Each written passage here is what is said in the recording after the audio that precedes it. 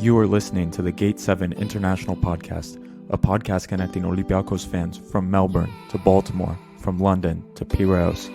We are 4 Olympiacos fans from every corner of the world, bringing you news and interviews of the team you love in English. With new episodes twice a week, you'll never lose the latest updates and stories of the team you love. This is our team, our city, and our land. Man Aoni Rotrelo. You're listening to the Gate 7 International Podcast.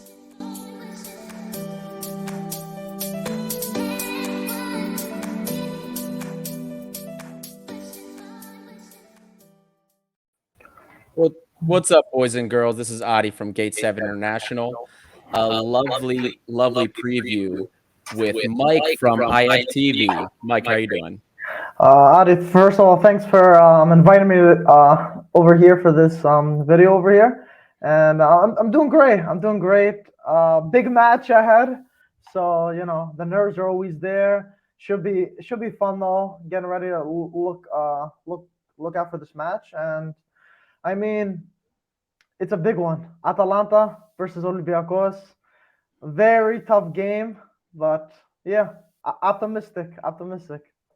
Yeah, it's definitely a big one. Big one for all of us. And for everybody that doesn't follow your channel, guys, check it out. Italian Football TV, IFTV. These guys are doing great work. The project has blown up for sure. They're official partners with Serie A. They do so much great stuff. Please, guys, go check them out. And if you haven't done so already, please don't forget to like and subscribe. Hit that button on the bottom and help us grow this Olympiacos community. Now that we've gotten that out of the way, let's get right to it. But before we jump into the Olympiacos Atalanta stuff, Mike, give us a little bit of background. How did you get started with football? Wow. Big question. I actually got into football kind of late in middle school. My dad was always into it. Immigrant from Greece, of course, from Pera actually, born and raised. Wow. Yeah, so he was always a huge Olympiacos fan, and of course that got passed down to me when I started getting into football with a bunch of my football buddies in middle school. They're always egging me on to get into it. I was always into basketball, to be honest. And then I finally started watching it. And then after that, it just took over my life pretty much. And then me and my buddy Marco started IFTV. I got into Serie A ever since Manolas was there, Caranesis was there. So I started slowly getting into it, and I was like, hey, this is a pretty good league, and yeah, the rest is history, to be honest. It's incredible. And yeah, the stuff that you guys have done over there, so much growth in such a short period of time. Huge props to you guys. Really good stuff. So let's get into it. Everyone's going to be waiting for it. Olympiacos Atalanta. Tell us your thoughts, first of all, with Atalanta and how they've disrupted Serie A. Gasperini has done amazing stuff with this team since joining and really shook this up. How have you seen that? Wow, Atalanta, to be honest, I'm such a huge fan of them. First of all, just because the way they've been submitting themselves as a top Serie A team is like no other, to be honest, because they're not one of those teams that spend money in the transfer market and stuff like that. They have these homegrown players, and they have one of the best the youth system in Primavera is what they say in Italian, and they have quality scouts that can bring in these players. And the past few years they've been competing, I wouldn't say competing for the championship, but competing for a top 4 spot, and with a very small budget, which equals to a second division English side, a mid second division English side, which is pretty incredible for what they're doing. They got an incredible coach, Gasperini. He's been so sensational for this, and it's really his way or the highway, as we've seen as for some previous players like Papu Gomez, who was the captain, and they ended up picking Gasperini. It does seem like they made the right decision, but Atalanta's proven everyone wrong of how you can successfully run a team. You don't need all that money. You just need a great organization behind it and great players. And dude, they are so scary. Whenever they play a top team in Serie A, It's always fun watching. And I'm not sure if you saw a couple days ago, but they got a draw against Juventus, which they could have very well won that game. Juventus ended up equalizing in extra time. So these guys are scary. They really are. We Yeah. actually were recording during that game. So, Oh, but our followers were keeping us updated they as were that was good. happening. They They could are have really good. they could have been they could have scored another couple of goals. They missed two open nets pretty much. So Yeah, that's a yeah, little scary to hear because I yeah. think we were hoping, given the recent dip of form that they had and since the restart after the winter, Mm. we were hoping that that would carry into the Olympiacos game.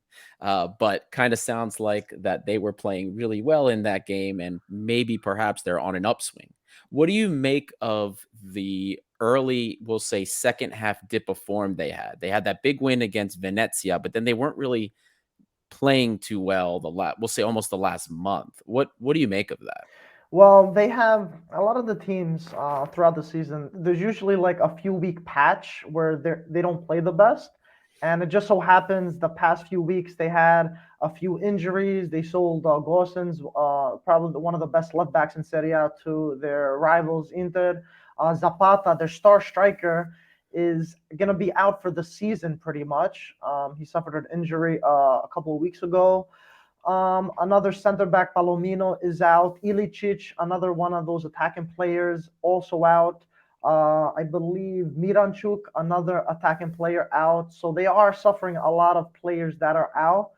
So it's kind of messing with their, I would say, with their roster and squad. But as you can tell, it's not diminishing them too much because they almost beat Juventus, as I was saying. But they have a lot of depth. They have a lot of depth, and they have a lot of weapons on their bench that can really hurt Olympiacos. They have a lot of quality. Yeah, A no, lot. that is true. That is true. They Uh-huh. definitely have, we'll say, a lot more quality than Olympiacos does on paper, at the For very sure. least. For sure. Now, let me ask you something. So, they had in the second half of the season, I Mm. should say, since the restart, in this little few week dip of form that they haven't possessed quite as well as normal. This is a team that I have watched in Europe dominate Titans, the Titans of Europe in possession. I've watched them play really high intensity press, high possession, quick ball movement. But I didn't see a lot of that so far since the second half of the season started in this dip of form. Do you think that's because of some of the injuries and some of the things that have been happening with the squad? No, yeah, 100%. It's definitely because the squad roster has been minimized with all these injuries and stuff like that. They have the mentality. They still really fight for every ball and stuff like that. So it's no question. It's that and nothing else. It is that because I've seen them. I've really paid close attention to them the past 3 4 years, and they never really got hit this badly with injuries. So they're trying to cope the best way they can. And so far they're not doing a bad job since they are a position below Juventus, but they have a game in hand. So if they do win that, they will hop into fourth spot.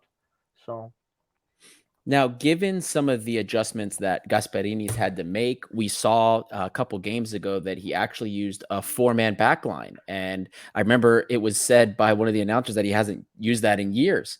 And he switched with that. What is the game flow of Atalanta changing because of these changes in tactics that have had to be made? Or has the strategy been just the same? They're trying to find ways to make the pieces work. I think the strategy for the most part remain the same. Yeah, they don't. They usually play with a three-man back line, but Palomino, center back, was injured, so they did have to switch a few things around. But overall, they pretty much attack the same way. It's obviously they look a lot different without Zapata because with Zapata they usually hold. They have someone that can hold the ball up top, and right now they have Muriel that's replacing him, but he's not a big kind of striker that can hold the ball. He's usually like the play you pass it to for a through ball or like Right. a smaller kind of striker that you feed. So it might. I guess you could say it changed a little bit in terms of attack for sure. And then there was the player that had that wonder strike, the first goal to open Miranchuk. Miranchuk. Yeah, Tell us a little bit more about him. Miranchuk, that guy has a cannon of a foot. He really does. That guy, I believe, I don't know if he's first or second in goals from outside the box, but he loves ripping shots, and he puts so much power that even if the goalkeeper attempts to put it in, you probably need two hands to kind of parry it away. We always say, at the top of the box, you see Miranchuk, you gotta watch his shot because his technique is insane, and the way he makes the ball dance in the air, defying gravity, is just so beautiful to see. If you saw it against Juventus, everyone was like, that's too far, that's too far. They laid it off to him, dude. He ripped the back of the net. Szczesny couldn't do anything about that. Now, tell us a little bit about the fullbacks for Atalanta. So, one thing that has been a huge complaint for Olympiacos fans this season is that our fullbacks haven't quite been up to par. Oleg has just been run into the ground. He's played at the midway point of the season. He had as many minutes, I should say. Well, let me take that back. He has more minutes than 50% of football players in Europe will have for the entire season. So crazy stat there with Oleg. Run to the ground, and Kenny Lala has been very inconsistent. But on the flip side, Atalanta has some very dangerous fullbacks. So tell us about them. Yeah, I mean, I was telling you before, Gosens, who's still recovering from injury, he did sign for Inter.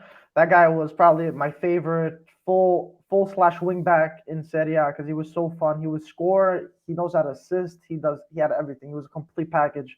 So Inter are gonna have a incredible player on their hands. But in the meantime, they do have Zabacosta. They do have Hatebor, who just came back from injury, and they do have Maile, who they can also bring in. So they definitely have great wingbacks. These guys cover so much ground. These guys run back and defend. They are so good. It's insane. Hatebor is no joke since he came back from injury, and Zapacosta, he looks transformed since he signed for Atalanta. So these guys, I think they're gonna be running up and down the whole game. These guys are someone you gotta guard them, or they're gonna cause a lot of problems. I've seen them firsthand. Yeah, well, I definitely believe it. Now, transitioning a little bit away from the fullbacks, I want to pay a little bit of attention to the midfield as well for Atalanta because Gasparini runs when he's running his three back and he's not playing with the formation. He does that very interesting 3-4-1-2. So explain to us a little bit the relationship between the midfielders there, the individuals that are playing in the center mid, the pairing there, and then I guess the number 10 you can call it that plays ahead of them. I've seen against Juventus it was Coop Minera, Pasalic has been there too. Explain to us the role that those midfielders play in this very complex scheme. Yeah, so with Atalanta, their midfield does a lot of work. They usually play with Deron and Freuler as the center midfield, and Kub Miners, who's played against Juventus. He usually kind of plays that center mid also, but they actually started playing him right in front of that midfield in that center attacking kind of formation, you could say. So I think they're going to use the similar kind because they look good against Juventus in terms of building up and counterattacks and stuff like that. And Atalanta play, when they go forward, they put like 4, maybe even 5 guys when they attack. So a lot of the midfielders really go up. They don't have a lot of midfielders that really stay back. So they are susceptible on the counterattack. That's one of their biggest weakness. When they lose the ball, they gotta kind of hurry and run back and try to cover ground, cover their space, so they don't get exploited over there. But that's the kind of team they are. They attack and defend as a team. So there is a lot of running for Atalanta for sure. It certainly does sound like it. Now, you kind of gave a little bit of this next part away.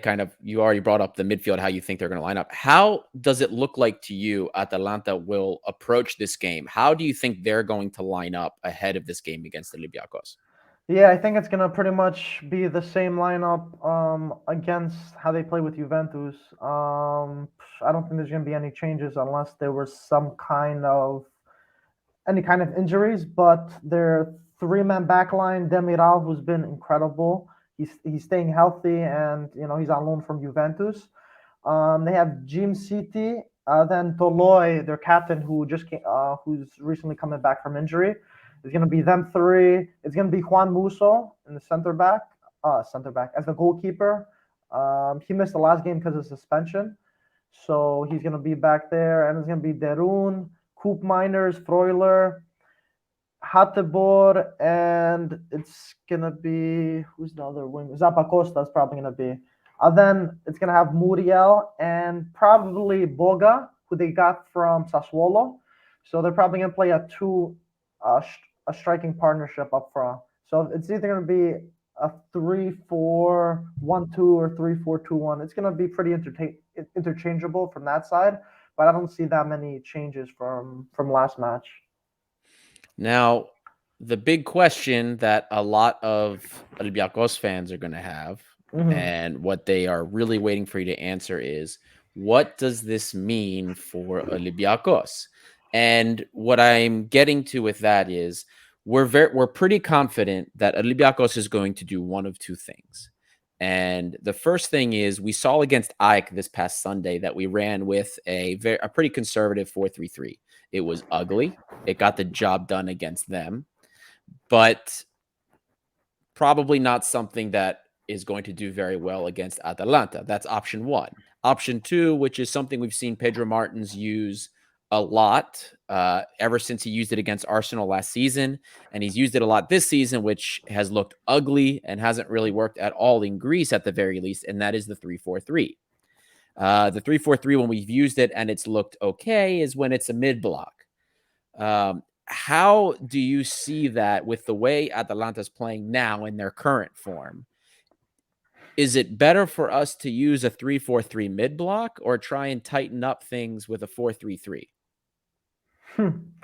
That's a good question. Because to be honest, we know Atalanta play with a three-man back line. I mean, to be honest, the best time I've seen Olympiacos was in Europe.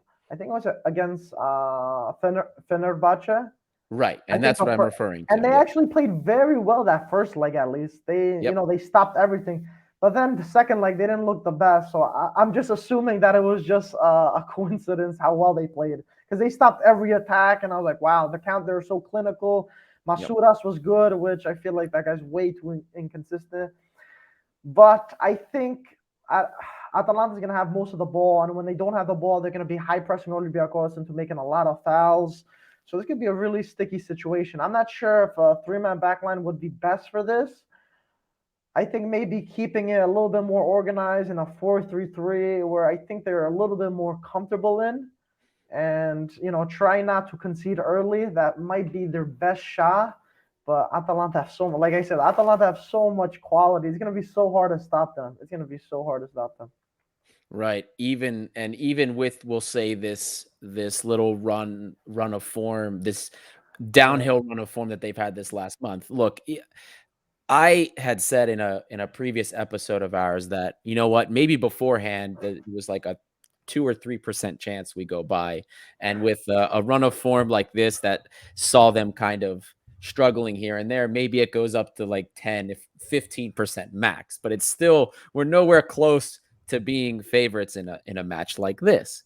But how would you suggest Olympiacos really, regardless of what Martins is going to do, 4-3-3, what should he do to try and get the most out of this? Stack the midfield, force things down the wings. What have you seen teams do against Atalanta that has been successful against them in the run of play? First of all, your chances are lower than I expected, and they're actually lower than mine. But it's sort of in the same vicinity. I think the best way to really go about with Atalanta is you got to get them on the counterattack, because they're gonna have possession of the ball. They definitely are. They just have to be able to stop They play a lot on the wings. They throw a lot of the balls to their wing backs and try to beat the opponents with speed. And they have a lot of their midfields that do a lot of the grunt work. So if they do lose the ball, they're physical in that midfield, so they retain that ball again. I think the best bet for Olympiacos, if they want to try to get any sort of result, They gotta press them. They gotta press them and press them. Don't let cover the wings because their wing backs are the ones that do a lot of the damage because they have a lot of speed and they have a lot of weapons, like I said. So counterattack. Counterattack. I think that's what we were all expecting anyway. Yeah. Most of us, if we see a back three, there was discussion about maybe using a 3-5-2 instead of the 3-4-3. But again, the problem is going to be the midfield because right now we don't really have a midfielder that is able to close down passing lanes besides Bukarlakis, but you can't play Bukarlakis and Jan Avila together. Yeah. It's never looked too good. So we find ourselves here. Exactly. We find ourselves in a little bit of a conundrum here. But then at the same time, when we've played Mari Camara, who hasn't been himself at all this season, with Jan Avila or with Agibu, even in that midfield three, it just is Swiss cheese. None of them have been able to really defend that well. Jan is a little slower. Mari, who used to be the aggressive go-getter of the ball, is just all over the place, out of position, not really good. So this is going to be a tough one for us. Now, I want your honest opinion here. Is there hope for Olympiacos? Forget your odds. You tell me. And be as you are. You watch Olympiacos. You're following Serie A. You're the foremost authority on this side of the Atlantic when it comes to Serie A. You tell us what you believe is going to happen. Does Olympiacos have a shot at doing this? I mean, there's always a shot. I mean, we got to be realistic here. You can always have a bad game. There's two legs. Anything can happen. If they don't manage to concede a lot in Bergamo and when they're playing in Italy, maybe they could do it at Karaiskaki. I don't know. If I were to give a percentage, I'd probably give 80-20, 80 to Atalanta that they're going to progress. And they're the heavy favorites, 100%. There's no ifs, ors, and buts. They have so much quality. The past 3 seasons, they qualified for the Champions League and expense for some other top teams. So they know how to grind it out. It's not their first rodeo. They have a lot of quality. They have a really good coach. And yeah, like I said, there's hope, of course, but Atalanta are heavy favorites for this one. Oh, yeah. You gave us better odds than I did. I mean, you counted Olympiacos out a little too much. 5%, jeez. Well, I said if Atalanta were in form, I gave them 5%. With some of the struggles, I upped it a little bit. Okay. So then give me your score. What do you think? Give me a hot take. What is your score? I was predicting a 2-1 loss, and I thought that was being a little generous, to be honest with you. But give me what you think the odds are. I mean, okay. Atalanta, I think they're top 3 in most goals scored in Serie A, and Serie A is the hardest league to score in. So that's another thing. But also another thing, their star striker isn't there, so they have been struggling in finishing chances. But if they're clinical and they get a score early, this can aggregate. This could turn ugly. This can be 3, 4, 5 goals even. But if Olympiacos managed to keep it quiet early on and not concede early, it could be 3-1 maybe. 3-1? Okay. I think. Yeah, I mean, yeah. Okay. No, I asked for your honest opinion. No, I'm being honest. If they can keep it tight and stuff, 3 goals in 2 games against Atalanta, that's not the worst. Oh, so you're saying 3-1 aggregate is aggregate, what you're thinking. Aggregate. Oh, okay. If they're not, if they're not in the best of form, what I mean. Right. And the funny thing is, and we've talked about this before, Karaiskaki used to be the castle for us, like things always turn. It didn't matter who it was, but lately that hasn't always been the case. Now these days it's especially if we don't have fans in the stadium, forget it. Exactly. I'm worried at that point. We don't know what the situation is going to be like in Greece. Hopefully, they let us have more than 10%. Hopefully it's more like 50%, like it's going to be at the Bergamo. Costa will be there, boys and girls. So check out, he's going to be doing some live vlogging of his time there. That'll be a whole lot of fun. And then, Michael, as we begin to wrap up here, I have another question for you. If Olympiacos pulls off the miracle here, the miracle that I am hoping for, is this bigger than the major upset that we had when we beat Arsenal 2 years ago? 100%. Everyone, first of all, I have nothing against Arsenal, but everyone hypes up Arsenal like they're huge. They're not a huge team. They're not a huge. If Atalanta played in the Premier League with all that hype, they'd be considered the Invincibles. Look what they did. But it's not talked about as much because Serie A don't produce that kind of hype that the Prem does. Atalanta are an incredible team, and what they've done the past few years is pretty remarkable. Causing so many upsets with such little money. They've been breaking records. Yeah. It's literally amazing. So if Olympiacos somehow managed to get through it, it would 100% be bigger than defeating Arsenal. 100% for me personally. Yeah, and besides, Olympiacos has played Arsenal so many times these days. They're becoming we love them. We love seeing them in Europe because it's I take our odds against them more than other teams. And it's been said that this Atalanta team is probably, besides maybe Wolves when we played them a couple years ago, is probably the most powerful team in Europa League in knockouts that we've played against, especially under Pedro Martins. For sure. And even against the Wolves, to be honest, I think Olympiacos could have knocked them out. I think they played well. Yeah. I was a little mad how I think they could have done a little bit better. And, people just assumed, Wolves are better and that's it. But it was much closer than a lot of people took credit for it, I think. I would agree with you there, man. 100%. Well, boys and girls, it's about that time. Michael, thank you so much for joining us. Thank you so much for your insight. There's a lot of great things for people to think about ahead of this game today. Now, before we get going, tell everybody where they can follow you. And if you guys have anything going on that you want to tell them about so that they can follow, give them a shot right now. Yeah, I mean, you could follow on Twitter at IFTV official. Check us out there. We talk a lot about pretty much everything Serie A. And whenever I can, I always scout out the Greek players over there. So I've been following Kyriakopoulos a lot, Retsos over there. Who am I missing? Nicolaou for Spezia. I think Liko Yannis for Cagliari. So definitely whenever they do something good, I'm always all over them and promoting them. So I hope we get more Greeks in Serie A because it's what I don't want to be biased, but it's a very good league. And in the top 5 leagues, Serie A is only separated by 2 points for the first and third place, so it has a real run for the championship, which is exciting stuff. But Ari, I wanted to thank you for having me on, and it's gonna be a great game on Thursday. I can't wait for it. It's gonna be a lot of excitement. And hopefully, I just hope it's not a blowout. I just hope it's a competitive game. I think that's the biggest thing of this. If Olympiacos could show they can at least go toe-to-toe or do something, or at least they're not scared against Atalanta, I think that would be very progressive of them and positive news to take away from.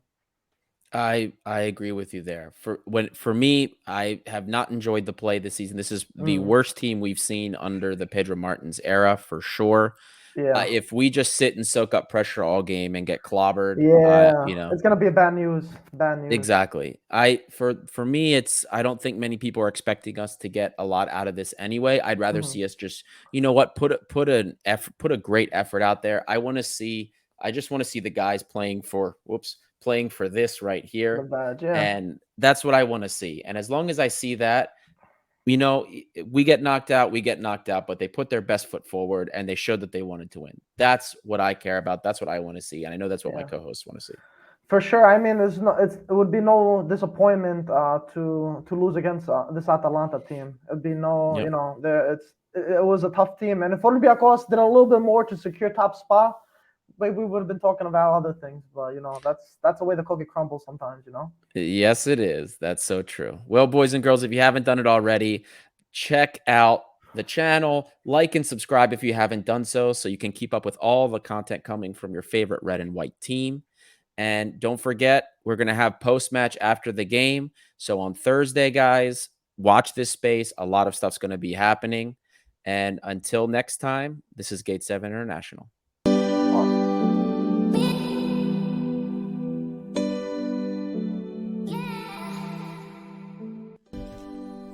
You just listened to an episode of the Gate 7 International Podcast, a podcast connecting Olympiacos fans from Brussels to Tokyo, from Toronto to Geneva.